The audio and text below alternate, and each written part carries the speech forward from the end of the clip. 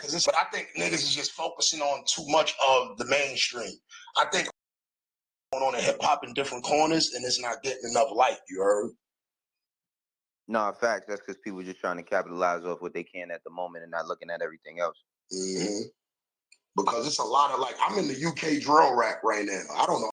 I started listening to it. I like that. The niggas is interested. Mm-hmm. I don't like the New York and the United States drill rap though. That's what's crazy. Nah, UK drill goes hard. Huh? UK drill goes hard. Yeah, them niggas is nice. But like, I'm just thinking about mad different. I'm seeing like a lot of different girls like on Instagram. It's a couple girls out there that's like, and I was surprised. Like, I was like, yo, it's really some chicks out here that's good. Like, funny, too many niggas. Word, it's like the same around. I think everybody following each other, man. I'm ready for it. I don't even care no more when a rapper come out with a dress, man, because it's like these niggas all got the same outfit on. Like, you can't even go on Instagram without seeing a nigga with bell bottoms right now. You know what I'm saying? Corny. It's like everything you see is like that. But yeah, everybody, I just want y'all to know, bro, I don't hate that nigga, hate Kendrick, bro. I really jack what that nigga just did, and I feel I just don't feel everything else. I don't feel the jumping of him, the whole. I hate that word. I really jack with it. I hate what jack become. Well, jack is a New York thing. You know what I mean? But since when? You not jacking Jack? Nah, weird to me. Nah, you just got to get a couple round more niggas who say jacking. You're gonna be jacking it. Nah, because it used to be jacking my slacks. Like, so now it's it used to be ball capping. Now it's no cap. The same way the same Mo, calling each other Mo. Before, back in the day, you get your whole head smacked off for calling somebody Mo. Now Mo is okay. I remember niggas in Harlem say, Harlem still call each other. Nah, that's crazy. What the fuck is Mo? Mo was in here. I was about to, that's a Harlem cat. Oh well. Yeah, they say that. That's they. Like, I lived in 3333 for a year. 135th and Broadway, and I'll never forget when somebody first called me. I was so shocked, but he said it so effortlessly and kept it pushing. I was like, damn, he acting like he ain't even violent. Or how cats in Harlem be like, "What's up, handsome?" What nigga? What? Nah, some OGs say that shit though, but you can't. Nigga, the wrong OG say that shit. You like what? You like what, nigga? That's a little excessive. If an OG with too much muscles gonna be handsome, I'm calling the cops on that nigga. Them niggas to catch a predator already. I know what you're up to. Oh, strong niggas. Stick up for your Harlem people. We got the Harlem Boys Choir in the building. Yo, Tax, what's good, bro? Rock, what's up? Yeah. OVO Mo? OVO Mo. Yo. Nah, I just got the kite. I didn't even know that. I didn't even know you was on the OVO payroll. I just got the Yo, I didn't know that either.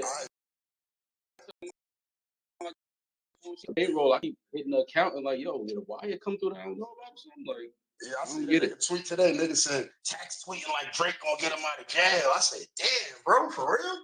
I was like, yeah, I thought that too.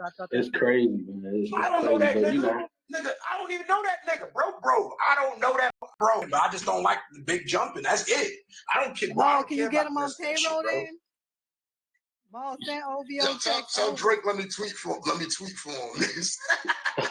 I'm gonna go up there and violate all these niggas. Them niggas gonna be like, God damn, Gatling gun.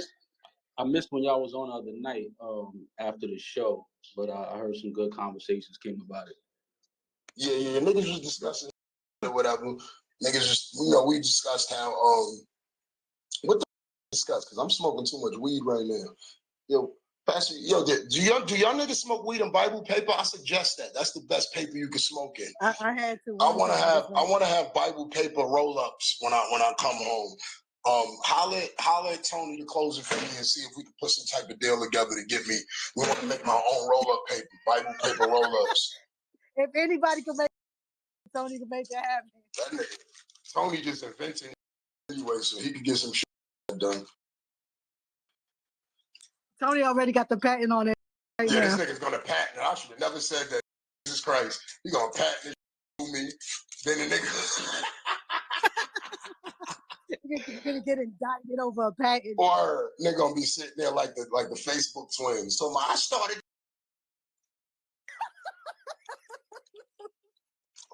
But this is some decent weed. The nigga said it wasn't good, but I don't know what he's talking about. Do you know what's wrong with these little niggas? They smoking weed with some other. I don't know what these niggas smoking. Little skinny ass face niggas, malnourished, Ozempic in the face ass niggas, running around here like all they eat is Lunchables. I'm like, what? Picking the weed now? They got. Yeah, why these niggas ain't got no bone structure? Like, why you can see every nigga bone structure now? These niggas not healthy. Like, you understand what I'm saying? Don't put on the weed that it's cake. Listen, I don't want no cake on my weed. I want all my weed to smell like feet, musty armpits. You understand? Niggas don't want no weed. Bugging. Add Tony Tax. I need some funky, Antonian. I need some funky ass weed. Niggas don't know nothing. Niggas smoke skunk. All of a sudden your weed coming sweet now. Strawberry shortcake. Who the Yeah, I need some sunset sherbet. I need some sweet smell. sweet smell from, nigga? Where they grew that at? They ain't grow that. Nigga. I saw the other day you posted some super purple shit. Was like, yeah, I'll pass on. I'm like, what the with you? I don't want that, bro. Come on. First of all, I'm in horticulture. Like it smell real good. I know how to grow weed. I've been in horticulture for years. You ain't just gonna gas me up with that silly shit talking about strawberry shortcake turkey. They turping a Twinkie and then putting the Twinkie smell on the weed. And niggas running around here talking. They eating a Twinkie, smoking a Twinkie. Yeah, these niggas is definitely smoking some weird shit. That might be a cause of the crime rate, man. I think these niggas might be on to something. I ain't even think about that. I'm telling you, man. I'm telling you. I seen the nigga, his weed came in a PlayStation case. Some nigga posted it on. Oh yeah, I seen it. My man these got niggas PlayStation weed. Yes. This nigga Maul rolls around with a yard full of string in his pocket and then light the string up and then like the blunt. I'm like, yeah, we all organic. We all organic. Nah, this nigga got a wick. This nigga's a jail nigga. Close to the plant. This nigga's in the town lighting a wick. Yo, this nigga, man. Yo. You got to, man. We want to stay as close to the plant as possible. Yo. It's just you know what I'm saying? We got to stay as close to the plant. No butane fluid from the lighter. Cigarette? None of that grabber.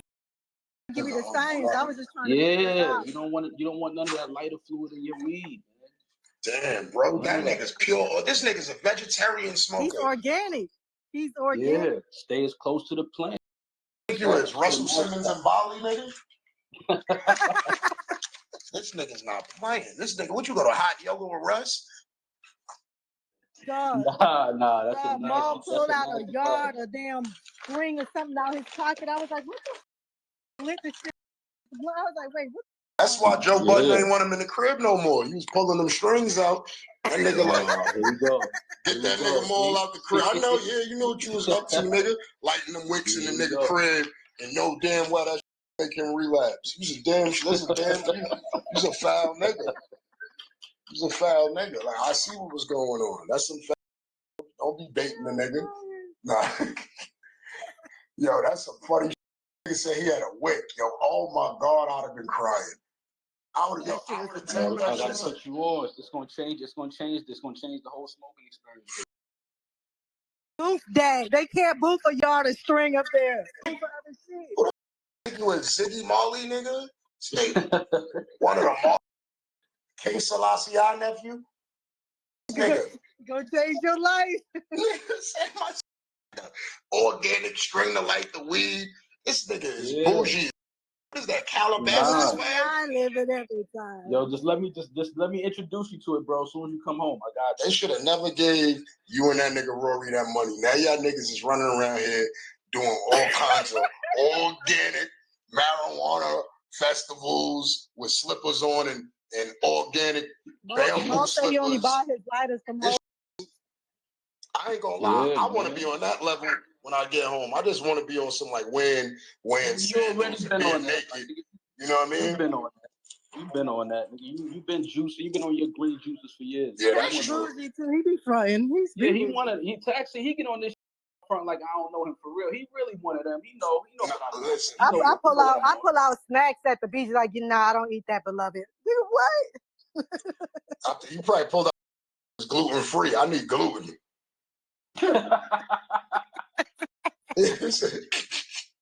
Soon as you start going gluten free, you start liking niggas. I realized that. Nigga talking about his drink was gluten free. Next thing I know, nigga want to jump out the closet. Talk about this is exactly why. You know what I mean? This is exactly why you got to fall back. Nigga said my Harlem niggas. Yo, got access to the jumbotron. Hold up. This real. Oh, let me explain. That's Let me the ask you weed in this. the jumbo. What's going on more with Harlem, bro? The white people have taken that over, bro. Like it is crazy out there. They walking roosters on leashes out there. They like what's going on in Harlem? The gentrification is crazy. The slices of pizza is $9. Easy. Yeah, I mean, it just comes down to people forget Harlem is still Manhattan. Yep. You know what I mean? And unfortunately, when Harlem was ours, we never really did much with it. We took our blocks and we took our neighborhoods and our streets for granted, and didn't uphold the community to a certain level. So when people that know what type of real estate we live on and we come from, when they understand the value of it, they decide to move back in and get a piece of it. It's like, yeah, when we had it, we didn't appreciate it. So now Harlem looks like the way it looks. It's all types of different, businesses moving in that don't look like our business. Gluten-free pizza shops. Yeah, housing, housing is different, looks different. It's like a lot of African restaurants, good African restaurants. Yeah, but people get mad when somebody wants to come in and add value to the community that doesn't look like us. It's like, yeah, that's you know what, and I agree and I don't agree at the same time, right?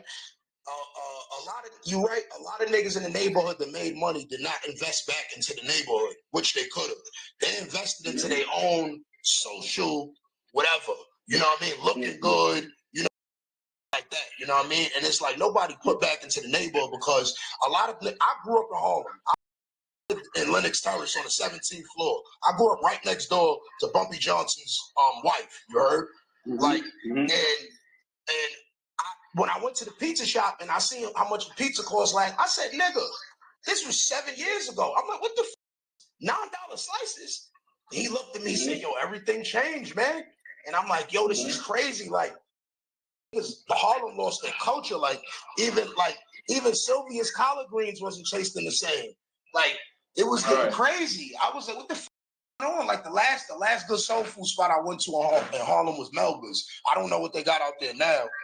But Melba's is still cool, but Melba's is still cool. Even spots like where we eat at in Harlem change because honestly, niggas don't even go out to dine no more. We'd rather sit home and Uber Eats. You know what I'm saying? So it's only a certain type of person that still enjoys going out and dining. Well, I'm a sexy nigga. I'm a sexy, dusty nigga. I like to go out and get scallop or something. You know what I mean? Like, real. I like eating. I'm a foodie. You heard? I met Tax at Morton State. Yeah, Morton State. Yeah, I be a little bit. I don't play games when it come to eating. That's where all my money went. I spent money on food, nigga. Word up. I used to do my inventory. I was like, how do I maintain this shit? I'm spending $4,000 a day on food. I was telling the room the other day, that's how we got cool. I told her I really ain't like you the first time I met you was at Morton Steaks. I ain't like you. It was a little bit too aggressive for me. I was like, this is crazy. Then the bill came and it got handed off. So the bill was like at least $3,000. I was like, okay, maybe he cool. Yeah, I like to eat. Yeah, I don't like clubbing and shit, but like we could go out to eat. We could go get some food. You know what I mean? I'm into that. Like that's a certain type of crowd that's their go out. It's going to eat. Like niggas ain't in the club no more. I don't want to go to don't invite me to no club. I'm not going to no club. I'm not doing that, but we can go eat. Never the club.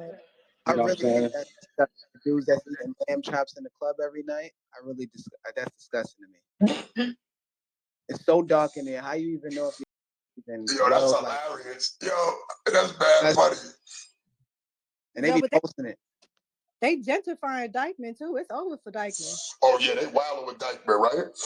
Mm-hmm. You know what it is though, and that area should be protected because them apartments up there is this.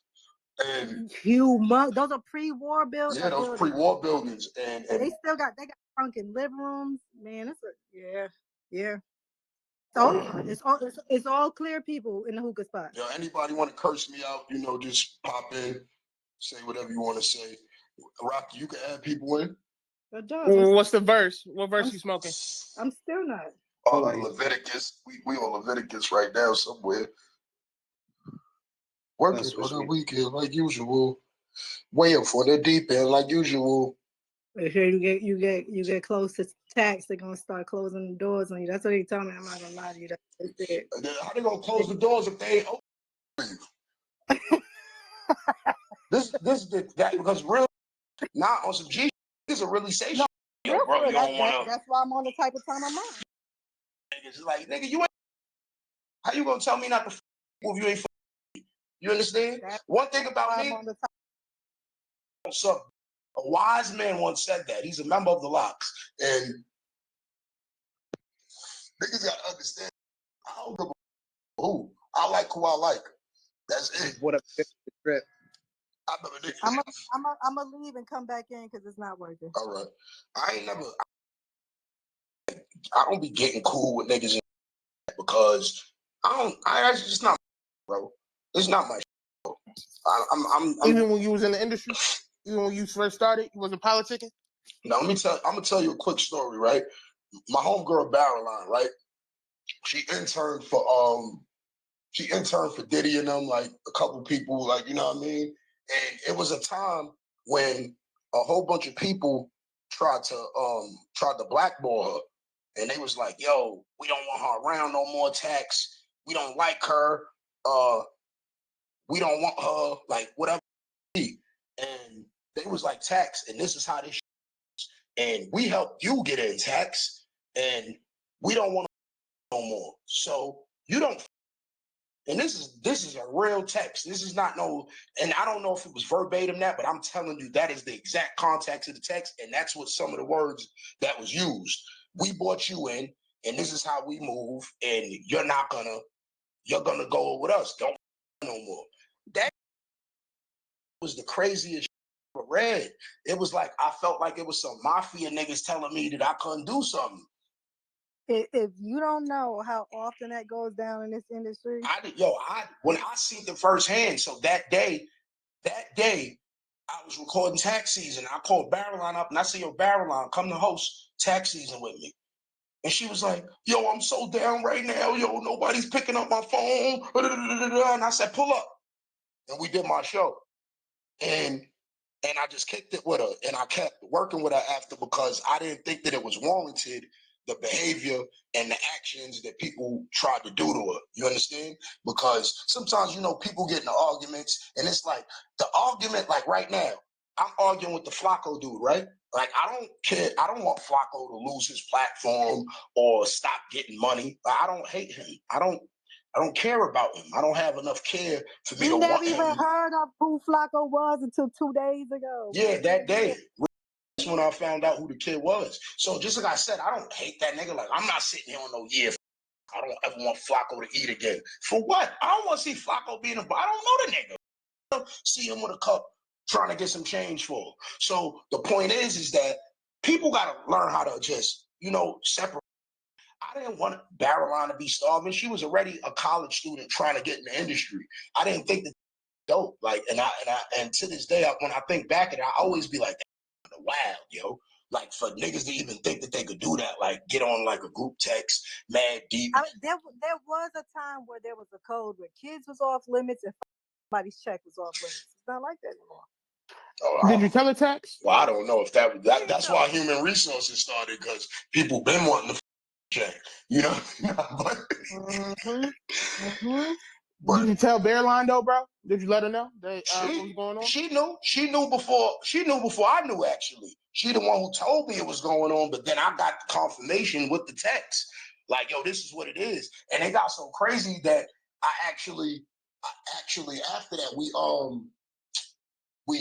I think, yeah, after that, I went to dinner with one of them, and they was like, the dinner was pressing me about, like, yo, you violated, you know that, right? And I'm like, what? Like, nigga, we no sweet potato casserole to be talking about, you know what I mean? Right. Blackballing somebody because even that serious. It wasn't like she was really like, she wasn't really like doing mad at that time. Like, it wasn't like she was mad powerful or something.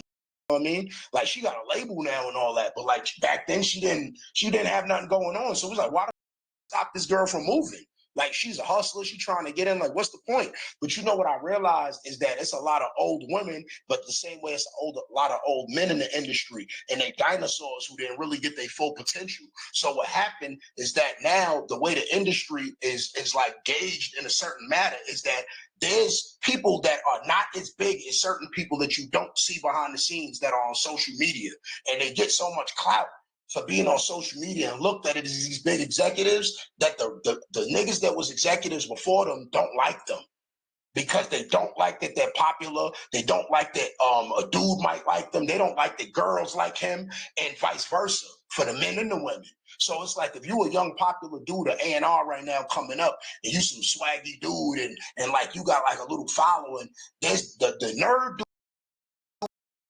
dude mad, yeah, that dude, and he gets mad because he works at a record label and just because he has a corporate credit card where he could buy some dinners, that's the only reason he be having sex. Now you showed up where you got a little swag, you got an aura, and that's a little bit too much. In the 48 Laws of Power, they tell you never outshine the master. And sometimes you outshine the master in different manners. So your youth got offend them. So the girl's youth could have been offending them and the potential of what they think she could have been. You understand? And it's like, I've been here for this long. I was here when Tupac slapped such and such. I was here when this nigga did that. Like, these are the stories I'm hearing from people. When they telling me, I'm like, oh my God, they're so mad at what's going on. Like, for instance, I'm going to give you an example.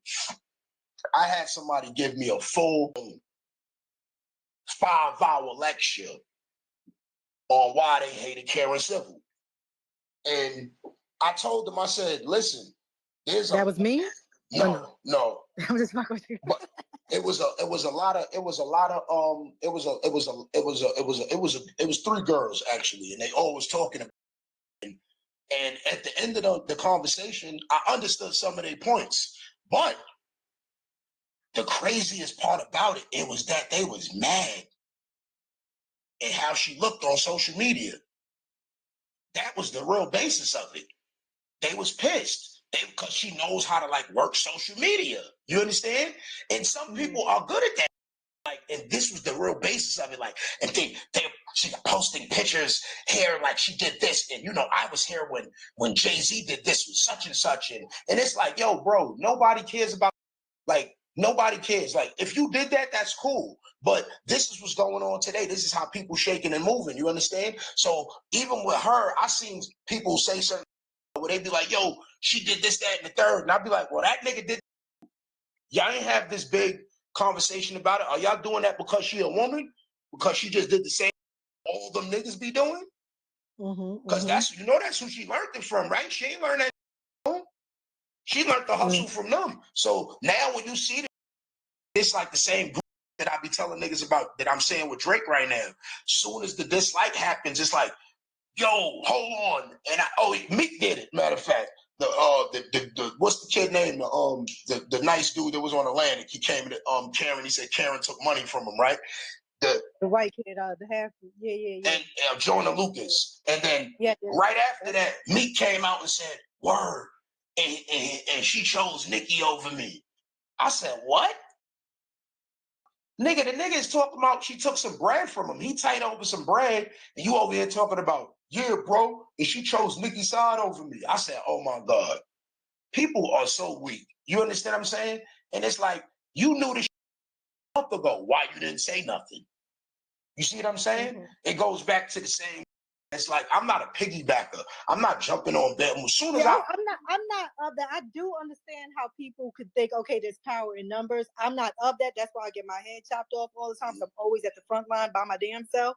But I do understand how cowards or weak people understand the power of numbers. Like if you got three people go up against somebody who got I would like to ask you something. You ain't hear me talking? Oh, go ahead. All right. No, go ahead, finish. Thank you. All right. So based on your experiences so far, if you could tell young kids who might end up in a situation like you're in now, what would you advise them? Tell them things as far as what? As far as ending up in the criminal justice system, would you give them any advice or tell them, like, it's not worth it to be in a particular situation or to I'm never gonna be an advocate for telling a nigga that they shouldn't protect themselves. You know what I mean? You should always protect yourself. Like nobody, that's laws of nature, correct? Like if somebody hits you, you put your hand up and block it, right? If you're gonna fall to the floor, you put your hands up to prevent the fall from hurting yourself. So you always gonna prevent yourself from being hurt. You understand? I'm not. My situation was not no school shooting. I don't know what the media perpetuated about it or however it looked. That's not my situation, beloved. So I wouldn't tell kids that. What I would tell kids is this: if you don't want to be, if you're okay, because I'm from a situation. I'm from a neighborhood where, for instance, I told a lot of kids when they was getting signed, I said, yo, the label, we need you to get this kid out of the neighborhood. The reason is because he's going to get a lot of money, and where he's from, people are poor. And when you have a lot of money where people are poor, they'll try to get your money. That's just how it goes. So we need to keep them safe. So, for instance, I was in the street where I was poor, doing poor crimes of poverty with a whole bunch of other people that was doing crimes of poverty. So now I start getting a little bit more knowledge. I start getting a little bit more social experiences. I start getting more money, and I start to realize that, I know different ways to get money. And the only reason that I was violent was because I was poor. I was not violent because I was violent. It was a crime of poverty. My violence, me robbing people, was because I was me doing. Also because I had a lack of education. When you have a lack of education, you only know certain ways to get money. So you only know what you're taught. It's like a jihadist. If a kid is taught at 6 years old he just has to go inside that synagogue and press the button and blow the church up, the synagogue up, of course he's correct. He's correct of what he's doing because that's what he was taught. That's his education. But to us, we have more education. We like, you wasn't supposed to do that. You understand what I'm saying? So now when I get a little bit more education, I start to understand, like, and it's like I know how to do this and I know how to do that now. That's why I tell people you have to learn more skills. When you learn more skills, you can't go broke. So it's like you could be the best podcast in the world right now, but if your voice stops, nigga, you need to know how to be a carpenter. You understand? You need to learn how to build a computer. You need to learn how to get good with some artificial intelligence. The more tools you got, the better. That's why you could be a Swiss Army knife or you could just be one tool. So once you start getting more tools, and that's what's wrong in the neighborhood. The neighborhood is poor and there's not enough access to the tools. If they're giving the same niggas in the public school the same tools they're giving us in prison, what that tell you? The same teaching them in school, the same programs they teaching us in the jail. So what that means? They're trying to keep a ceiling. The prison pipeline. The school they're keeping a ceiling on your growth, on what you could do. You're only going to learn these. You understand? So now if this large ass group only knows how to do these 5 things, they're not going to get no money, bro. They're not going to know how to get money because those fields are so clogged up with people that they can't get in. How do you tell a person that after he paid his debt to society and goes to prison, right? He comes home from prison and he did what he was supposed to do. Why is he still penalized for it? Now he comes home, he actually wants to do right. He wants to feed his kid. He missed his family. His wife is in his family. His mom's is sick now. He want to take care of her. And you telling this, you cannot get a job. You will not get a job that pays more than this. In an expensive ass city. What he's gonna go back to? He's gonna go back to the tools that he know. You understand? Are you locked up? What you said? Like, are you locked up now, or like, have you been let out? Oh, right now I'm in Miami. All right. Yeah. Wait. Yeah, we're currently where on this thing. Where you from, beloved? Me? Yeah. I'm from the UK. All right. I'm from England. Shout out to the UK. So I would also like to ask you, because it appeared that your attorney was Kenneth Montgomery. Yeah. Do you feel happy with how he actually presented your case and advocated for you, or would you have preferred a different attorney? Let's say Benjamin Brafman, or like, you know, any of the other attorneys out there, Jeffrey Lickman, etc. Jeffrey Lickman, I tell you, that's my people. Nah, Jeffrey Lickman is a rat attorney. God damn. Kenneth Montgomery is a friend of mine, and I felt like he definitely represented me the way I needed to be represented. It was only one slip up that I felt happened in my case. As far as with Kenneth, it just was like the last day of sentencing, he was getting an award in another place, and then something actually happened in the trial where the co-attorney, kind of slipped up. So that was like my only grievance within the whole trial. Like I felt that he did what he needed to do. The case was, you got to understand, the judge didn't allow most of my evidence in.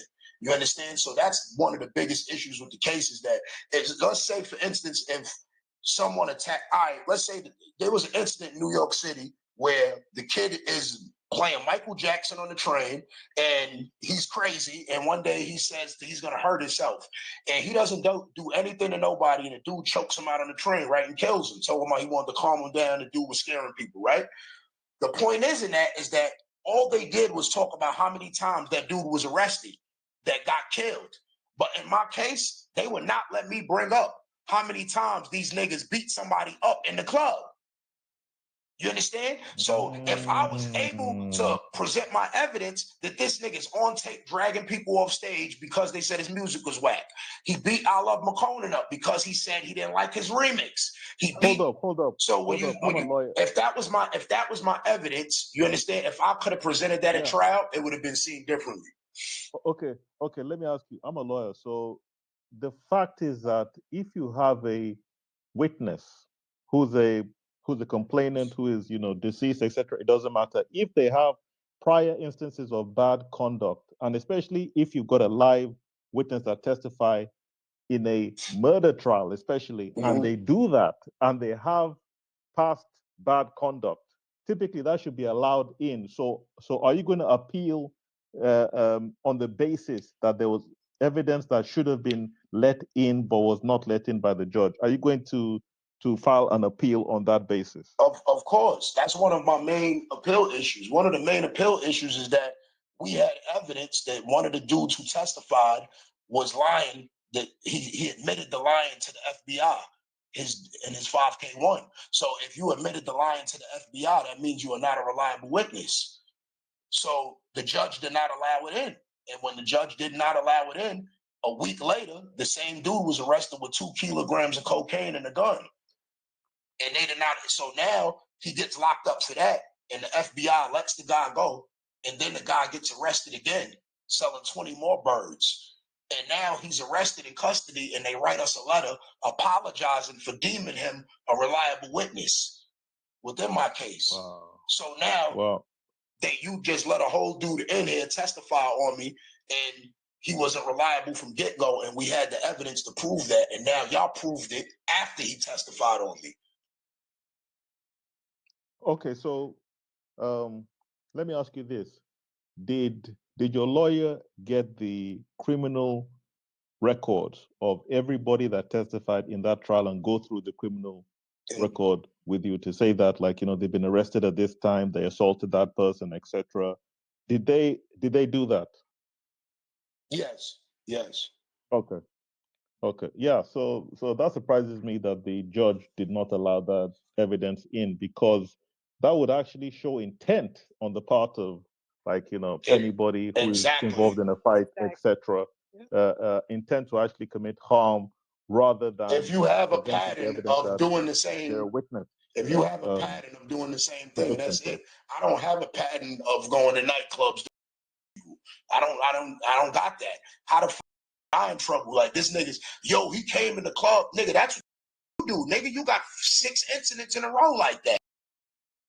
How you turn on me talking about this me? So that's basically what the issue was. But you know, we're gonna get back on it.